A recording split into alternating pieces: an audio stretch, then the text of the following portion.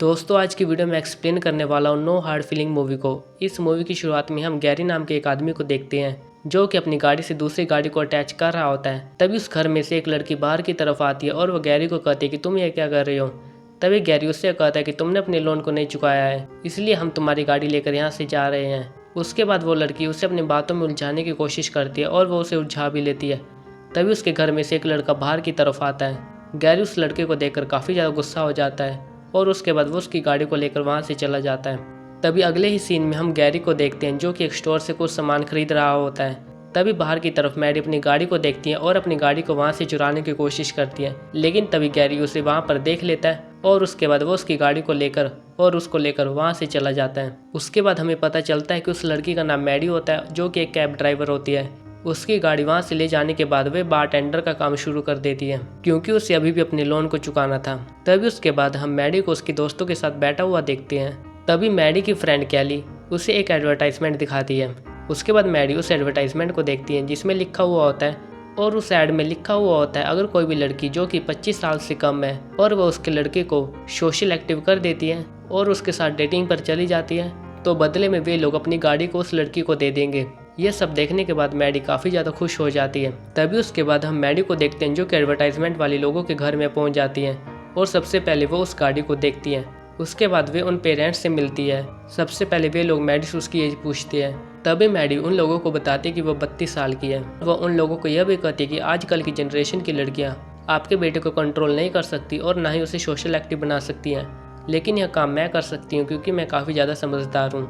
तभी वे लोग अपने बेटे के बारे में मैडी को बताते हैं कि वो हमेशा गेम खेलता रहता है और उसका कोई भी दोस्त नहीं है और कोई भी लड़की उसकी फ्रेंड नहीं है। यह सब सुनने के बाद मैडी सीधा उस लड़के के पास जाती है और उस लड़के का नाम पर्सी होता है और वह लड़का पेट्स बेचने का काम शुरू करता है और वह मैडी पर्सी के पास पहुंच जाती है और वह पर्सी को कहते हैं कि मुझे एक डॉग चाहिए। तभी पर्सी उस लड़की को देखकर यह कहता है कि सबसे पहले हम आपसे कुछ क्वेश्चन पूछेंगे, उसके बाद ही हम आपकी पसंद का डॉग आपको यहाँ से दे सकते हैं। उसके बाद पर्सी और मैडी अंदर की तरफ चले जाते हैं। उसके बाद पर्सी मैडी से काफ़ी सारे सवाल पूछता है और वह मैडी सारे सवालों का जवाब उल्टा सीधा दे रही होती है। उसके सवालों को सुनने के बाद पर्सी मैडी से यह कहता है कि हमें तो ऐसा लगता है कि इस डॉग को आपसे दूर रहना चाहिए।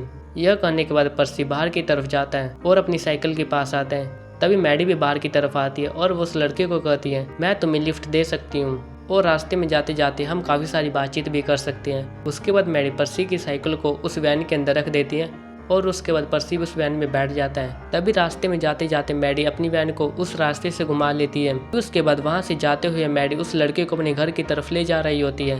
तभी वो लड़का मैडी से कहता है कि तुम मुझे कहाँ पर ले जा रही हो। तभी मैडी उस लड़के को कहती है कि यह सबसे शॉर्टकट रास्ता है, अगर हम यहाँ से जाएंगे तो जल्दी ही पहुँच जाएंगे।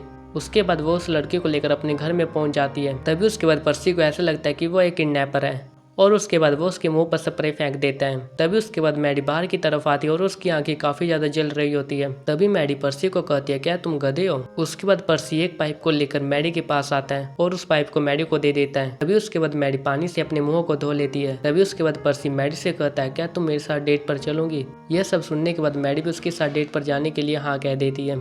तभी उसके बाद हम उन दोनों को रेस्टोरेंट में देखते हैं और पर्सी काफ़ी ज़्यादा तैयार होकर वहाँ पर आते हैं। उसके बाद वे अपने लिए वहाँ पर खाने के लिए ऑर्डर कर देते हैं। तभी वहाँ पर हम एक लड़के को देखते हैं जिसका नाम ट्रेविस होता है और वो मैडी का एक्स बॉयफ्रेंड होता है और वो वहाँ पर आकर मैडी को कहता है कि मैंने शादी कर ली है और वो वहाँ पर पर्सी को यह भी बताता है कि यह लड़की अपनी बातों से कभी भी फिसल जाती है, इस लड़की पर कभी भी भरोसा मत करना। यह कहने के बाद वे वहाँ से चला जाता है। तभी उसके बाद हम उन दोनों को बाहर की तरफ देखते हैं और उसके बाद वे एक बीच की तरफ आते हैं। उसके बाद मैडी पर्सी को कहती है कि मैं स्विमिंग करने के लिए जा रही हूँ, तुम भी जल्दी से वहाँ पर आ जाओ, लेकिन वह पर्सी पानी में जाने के लिए मना कर देता है। तभी उसके बाद हम मैडी को पानी में देखते हैं, लेकिन मैडी के कहने के बाद पर्सी भी पानी में आ जाता है। तभी वहाँ पर हम कुछ शरारती बच्चों को देखते हैं जो कि उनके कपड़े लेकर वहाँ से भाग रहे होते हैं। तभी मैडी बाहर की तरफ आती है और उन लोगों की काफ़ी ज़्यादा धुलाई करती है और उन लोगों को वहाँ से भगा देती है। तभी मैडी दोबारा से पानी के अंदर आती है। तभी पर्सी मैडी को देखकर यह कहता है कि तुमने उन लोगों के साथ अच्छा नहीं किया। तभी मैडी पर्सी को यह कहती है कि उन लोगों ने कौन सा हमारे साथ अच्छा किया है और वह मैडी पर्सी की बात को सुनकर नाराज हो जाती है और अपनी गाड़ी में आ जाती है। तभी उसके बाद पर्सी भी मैडी के पास आ जाता है। तभी उसके बाद सीन शिफ्ट हो जाता है और हम पर्सी को मैडी के घर में देखते हैं। तभी उसके बाद मैडी पर्सी को बताती है कि मैं अपने घर में अकेली रहती हूँ और कुछ सालों पहले मेरी माँ बीमार थी और मेरे पिताजी जो कि शहर में रहते हैं, यहाँ पर उन्होंने दूसरी शादी कर ली है और वह मेरी माँ का ख्याल रखने के लिए भी यहाँ पर नहीं आए थे। यह सब सुनने के बाद पर्सी काफी ज्यादा शौक हो जाता है। तभी उसके बाद हम पर्सी को देखते हैं जिसे इचिंग हो रही होती है, और उसके बाद हम पर्सी की बॉडी पर रैशेस को देखते हैं। और उसके बाद पर्सी मैडी को ये बताता है ये सब रैशेस मेरे उस स्विमिंग करने के दौरान हुए थे, क्योंकि मुझे पानी से काफी ज्यादा एलर्जी है। तभी मैडी उससे कहती है जब तुम्हें यह सब पता था तुम पानी में क्यों कूदे। तभी पर्सी उससे कहता है कि मैं तो तुम्हारे कहने पर पानी में आ गया था। तभी उसके बाद हम पर्सी और मैडी को देखते हैं जो कि एक साथ काफी सारा समय बिताते हैं, और उसके बाद वे लोग कुछ शॉपिंग भी करते हैं। तभी उसके बाद वे दोबारा से एक डिनर का प्लान भी बनाती हैं। तभी उसके बाद हम मैडी को देखते हैं जो कि अपनी दोस्त कैली को कहती है कि वो लड़का तो काफी ज्यादा समझदार है। तभी उसके बाद हम पर्सी और मैडी को देखते हैं, और वह पर्सी एक दोस्त को मैडी से मिलवाता है। तभी उसके बाद पर्सी का दोस्त मैडी से यह कहता है तुम यह सब किस लिए कर रही हो, क्या तुम यह सब पैसों के लिए कर रही हो। तभी मैडी उससे यह कहती है तुम इससे क्या मतलब, तुम अपने काम से काम रखो। तभी उसके बाद हम मैडी और पर्सी को देखते हैं जो कि डिनर के लिए जा रहे होते हैं, और उसके बाद वे दोनों साथ में इकट्ठा बैठे हुए होते हैं। फिर उसके बाद पर्सी मैडी से कहता है कि तुम्हें एक ऐसे रिलेशन पसंद नहीं है। तभी उसके बाद मैडी उससे कहते हैं कि मुझे लॉन्ग डिस्टेंस वाले रिलेशनशिप तो बिल्कुल भी पसंद नहीं है। और उसके बाद पर्सी उससे यह भी कहता है कि मैं यहाँ से जाकर एक नए कॉलेज में शिफ्ट होने वाला हूँ, लेकिन तुम ट्रेन में बैठकर मुझसे मिलने के लिए वहाँ पर आ सकती हो। तभी उसके बाद हम वहाँ पर एक लड़की को देखते हैं जो कि पर्सी की दोस्त होती है। फिर उसके बाद वो पर्सी को कहती है कि मैं एक पार्टी में जा रही हूँ, अगर तुम चाहो तो तुम भी उस पार्टी में आ सकते हो। तभी उसके बाद हम मैडी को देखते हैं जो कि उस लड़की को पर्सी के साथ देखकर काफी ज्यादा जेलस फील कर रही होती है। तभी उसके बाद वो लड़की वहां से चली जाती है। तभी उसके बाद सीन शिफ्ट हो जाता है और हम पर्सी और मैडी को एक गाड़ी में देखते हैं, और वो पर्सी उस गाड़ी में बैठकर ड्रिंक पी रहा होता है। तभी मैडी पर्सी को देखकर यह कहती है कि तुम ड्रिंक कब से पीने लगे। तभी पर्सी उससे यह कहता है जब से तुम मेरी जिंदगी में आई। और उसके बाद वो मैडी के साथ उसी पार्टी में वहां पर जा रहा होता है जहाँ पर उसकी दोस्त उस पार्टी में होती है। तभी उसके बाद मैडी अंदर की तरफ ही रुकी हुई होती है, और वो पर्सी अंदर की तरफ चला जाता है। काफी देर हो जाती है, पर्सी बाहर की तरफ नहीं आता। उसके बाद मैडी अंदर की तरफ चली जाती है, और वह अंदर की तरफ पर्सी को ढूंढ रही होती हैं। उसके बाद वह पर्सी को ढूंढते ढूंढते ऊपर की तरफ चली जाती हैं। तभी वो पर्सी को देखती हैं जो कि अपनी दोस्त के साथ होता है। तभी उसके बाद वो पर्सी को लेकर बाहर की तरफ आती हैं। उसके बाद वे वहीं पर ही उल्टियां मार देते हैं। उसके बाद वो मैडी उसे लेकर बाहर की तरफ आती है, और उसके बाद हम उन दोनों को गाड़ी में देखते हैं। तभी उसके बाद पर्सी मैडी से यह कहता है कि मैं तुमसे काफी ज्यादा प्यार करता हूँ। यह सब सुनने के बाद मैडी एकदम को शौक हो जाती है। तभी उसके बाद हम पर्सी को देखते हैं जो कि अपने माँ बाप से यह कहता है कि मैं नई कॉलेज में नहीं जा रहा हूँ, क्योंकि मेरी एक गर्लफ्रेंड है जिसे लॉन्ग डिस्टेंस वाले रिलेशनशिप बिल्कुल भी पसंद नहीं है, इसलिए मैं उस कॉलेज में नहीं जा रहा हूँ। यह सब सुनने के बाद उसके माँ बाप एकदम शौक हो जाते हैं। तभी उसके बाद वे दोनों मैडी को कॉल करते हैं, और वे मैडी से कहते हैं कि तुम्हें मेरे बेटे को कॉलेज जाने के लिए मनाना होगा। अगर तुम ऐसा कर लेती हो तो हम ये गाड़ी अभी तुम्हारे नाम कर देंगे। तभी उसके बाद हम पर्सी को देखते हैं जो कि गाड़ी में बैठा हुआ होता है। तभी उसके बाद पर्सी जिस गाड़ी में बैठा हुआ होता है, मैडी का कॉल उस गाड़ी से कनेक्ट हो जाता है, और वह ये बात कह रही होती है कि यह तो बिल्कुल बहुत ही आसान है, मुझे बस आपके बेटे को वहाँ पर जाने के लिए मनाना होगा, और उसके बाद वो गाड़ी मेरे नाम हो जाएंगी। यह सब सुनने के बाद पर्सी काफी ज्यादा शौक हो जाता है, क्योंकि उसे पता चल जाता है यह सब तो सिर्फ एक नाटक था। तभी उसके बाद हम मैडी को देखते हैं जो कि पर्सी के घर में आ जाती है, और उसके बाद मैडी उन लोगों के साथ बैठकर खाना खा रही होती है। तभी पर्सी अपने माँ बाप से कहता है कि आप लोग पूछोगे नहीं ये लड़की कौन है। तभी पर्सी के बोलने पर उसके माँ बाप उससे ये पूछते हैं कि लड़की कौन है।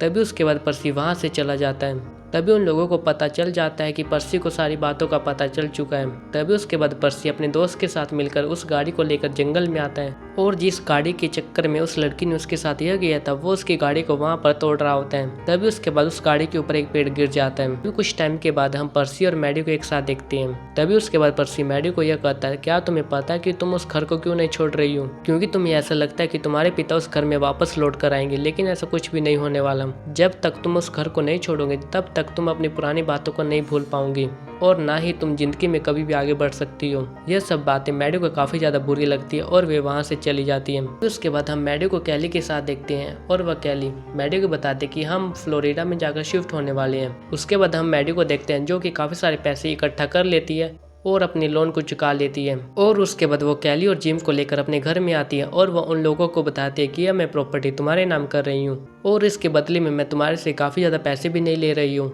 यह सब सुनने के बाद कैली और जिम काफी ज्यादा खुश हो जाती हैं। तभी उसके बाद हम मैडी को देखते हैं जो कि पर्सी को ढूंढते ढूंढते एक पार्टी में पहुंच जाती है, और वह पर्सी को कहती है कि आखिर तुम मेरे कॉल को क्यों नहीं उठा रहे हो। तभी उसके बाद हम पर्सी को देखते हैं जो कि अपनी गाड़ी में आकर बैठ जाता है। तभी मैडी भी उसके पीछे पीछे उस गाड़ी के पास आ जाती है, और उसके बाद वो उस गाड़ी के ऊपर चढ़ जाती है। तभी उसके बाद पर्सी उससे कहता है कि तुम मेरी गाड़ी से नीचे की तरफ उतर जाओ, लेकिन वह मैडी कहती है कि मैं नीचे उतरने वाली नहीं हूँ।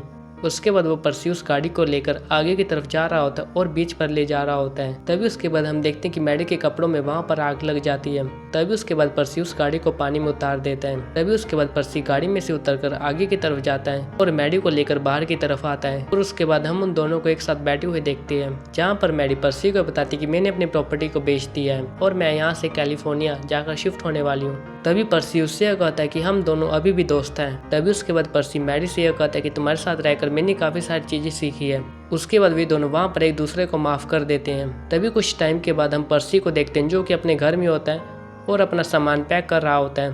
तभी उसके बाद वे अपने सामान को पैक कर बाहर की तरफ आता है। तभी हम बाहर की तरफ मैडी को देखते हैं। तभी मैडी पर्सी को देखकर यह कहती है, क्या तुम मेरे साथ यहाँ से जाना चाहोगे और रास्ते में मैं तुम्हें तुम्हारे कॉलेज के पास छोड़ दूंगी। तभी उसके बाद वे दोनों गाड़ी में बैठकर वहाँ से चले जाते हैं। इसी के साथ इस मूवी की एंडिंग हो जाती है। अगर दोस्तों आपको मेरी एक्सप्लेनेशन अच्छी लगी हो तो आप मेरे चैनल को कर सकते हैं सब्सक्राइब और वीडियो को कर सकते हैं लाइक। तो दोस्तों मिलते हैं नेक्स्ट वीडियो में। बाय।